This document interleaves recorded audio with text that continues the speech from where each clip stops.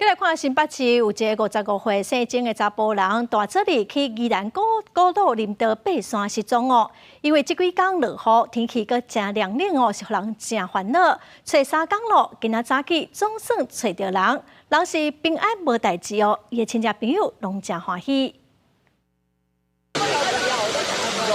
消防人员将刑况受伤姓曾的男性绑伫软桥，准备用人力的方式送落山。因为来自新北的姓曾的男性甲山友伫宜兰大东乡含溪川古路拿道爬山，这次为着找手机脱队失踪，互山友甲家属真着急。加在经过3天的搜救，20才传出好消息。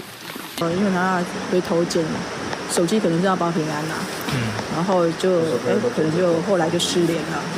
对，然后他找不到他，然后所以他现在心情还不错，这样。对，就喜极而泣啊。家属听到姓曾的男性呼救到，心内较轻松，真感谢消防人员甲真侪山友的协助。家属讲，姓曾的男性真正爬山，脚力无问题，应该是因为落雨真骨真淡，加上为着找手机啊，才会跋落去山脚。应该是一个古线，就是一个古线，就是远溪谷，可是是没有水的。 姓曾的男性是伫溪谷互找到，消防人员推测讲，离原本的拿道山路大约有200公尺的悬崖坎。消防人员表示，搜救的时一直找到姓曾的男性，伊的行李甲物品本来是真惊姓曾的男性会失温，袂堪伫暗暝的低温，加在是有经过来。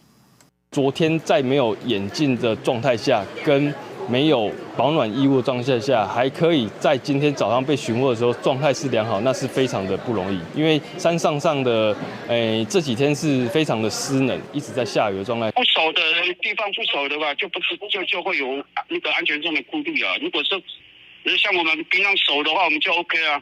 这并不是古路拿道第一个发生意外，在地船长提起讲，古路拿道有真侪山沟，而且山路的草瓦拢乌白发，拢是树瓦。 路是真无明显，爬风险真悬，建议民众去的时尽量是做伙行，莫脱队，避免阁发生类似的意外。记者综合报道。